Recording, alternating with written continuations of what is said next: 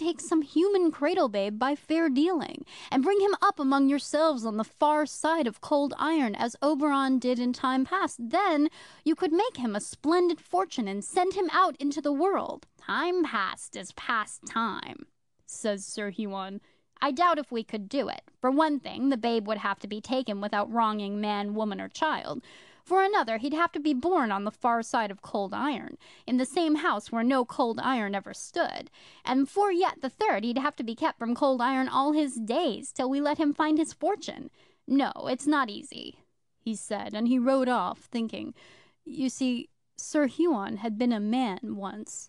I happened to attend Lewes Market next Woden's Day even, and watched the slaves being sold there, same as pigs are sold at Robertsbridge Market nowadays.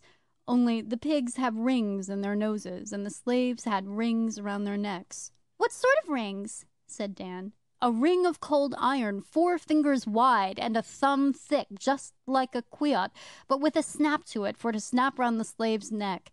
They used to do a big trade in slave rings at the forge here, and ship them to all parts of old England, packed in oak sawdust.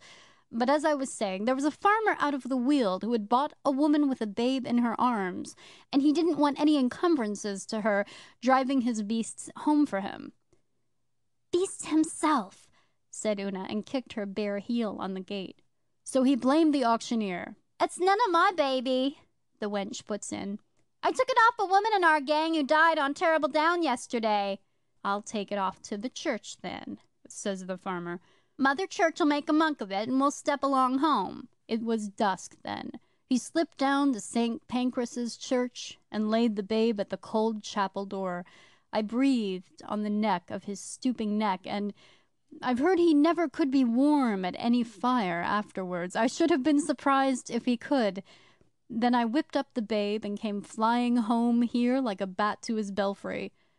On the dewy break of morning, on Thor's own day, just such a day as this, I laid the babe outside the hill here, and the people flocked up and wondered at the sight. You've bought him, then? Sir Huon said, staring like any mortal man. Yes, and he's brought his mouth with him, too, I said. The babe was crying loud for his breakfast.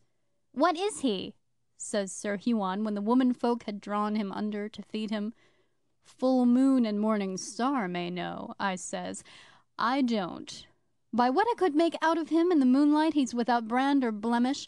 I'll answer for it that he's born on the far side of Cold Iron, for he was born under a shaw on Terrible Down, and I've wronged neither man, woman, nor child in taking him, for he is the son of a dead slave woman. All to the good, Robin, Sir Huon said. He'll be less anxious to leave us. Oh, we'll give him a splendid fortune, and we shall act and influence on folk in Housen as we have always craved. His lady came up then, and drew him under to watch the babe's wonderful doings. Who is his lady? Said Dan. The Lady Esclarmonde. She had been a woman once, till she followed Sir Huon across the fern, as we say. Babies are no special treat to me. I've watched too many of them, so I stayed on the hill. Presently I heard hammering down at the forge there. Puck pointed toward Hobden's cottage. It was too early for any workmen, but it passed through my mind that the breaking day was Thor's own day. A slow northeast wind blew up, and set the oaks sawing and fretting in a way I remembered, so I slipped over to see what I could see. And what did you see? A smith forging something or other out of cold iron. When it was finished, he weighed it in his hand. His back was toward me, and tossed it from him a longish quoit throw down the valley. I saw cold iron flash in the sun, but I couldn't quite make out where it fell. That didn't trouble me. I knew it would be found sooner or later by someone. How did you know? Dan went on. Because I knew the smith that made it, said Puck quietly. Wayland Smith? Una suggested. See Wayland's sword in Puck of Pook's Hill. No, I should have passed the time of day with Wayland Smith, of course. This other was different. So, Puck made a queer crescent in the air with his finger. I counted the blades of grass under my nose until the wind dropped and he had gone. He and his hammer. Was it Thor, then? Una murmured under her breath. Who else? It was Thor's own day. Puck repeated the sign. I didn't tell Sir Huon or his lady what I'd seen. Borrow trouble for yourself if that's your nature, but don't lend it to your neighbours. Moreover, I might have been mistaken about the smith's work. He might have been making things for mere amusement, though it wasn't like him. Or he might have thrown away an old piece of made iron. One can never be sure. So I held my tongue and enjoyed the babe. He was a wonderful child, and the people of the hills were so set on him they wouldn't have believed me. He took to me wonderfully. As soon as he could walk, he'd putter forth with me all about my hill here. Fern makes soft falling. He knew when day broke on earth above, for he'd thump, thump, thump like an old buck-rabbit in a bury, and I'd hear him say, "Opie," till someone who knew the charm let him out, and then it would be, "Robin, Robin," all round Robin Hood's barn, as we say, till he'd found me. "The dear," said Una. "I'd like to have seen him." Yes, he was a boy, and when it came to learning his words, spells, and such like, he'd sit on the hill in the long shadows, worrying out bits of charm to try on passer-by, and when the bird flew to him, or the tree bowed to him for pure love's sake, like everything else on my hill, he'd shout, "Robin! Look, see Robin!" and sputter out some spell or other that they had taught him, all wrong end first, so I hadn't the heart to tell him it was his own dear self, and not the words that worked the wonder. When he got more abreast of his words, and could cast spells for sure, as we say, he took more and more notice of things and people in the world. People, of course, always drew him, for he was mortal all through. Seeing that he was free to move among folk in Hausen, under or over cold iron, I used to take him along with me, night-walking, where he could watch folk, and I could keep him from touching cold iron. That wasn't so difficult as it sounds, because there are plenty of things besides cold iron in Hausen to catch a boy's fancy. He was a handful, though. I shan't forget when I took him to Little Linden's, his first night under a roof. The smell of the rushlights and the bacon on the beams. They were stuffing a feather-bed, too, and it was a drizzling warm night got into his head. Before I could stop him, we were hiding in the bakehouse. He'd whipped up a storm of wildfire with flashlights and voices, which sent the folk shrieking into the garden.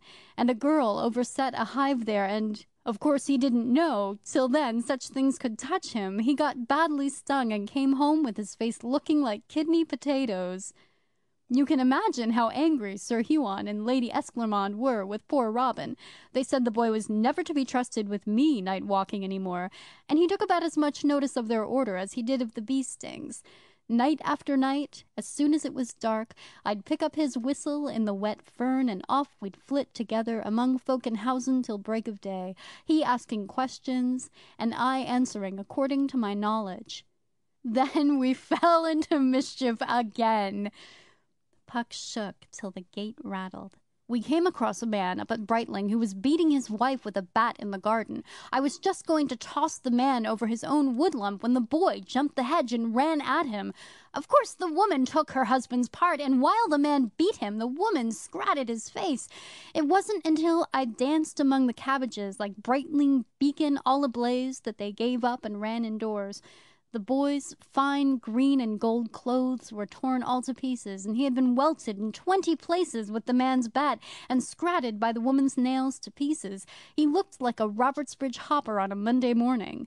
"Robin," said he, while I was trying to clean him down with a bunch of hay, "I don't quite understand folk in Hausen. I went to help that old woman, and she hit me, Robin."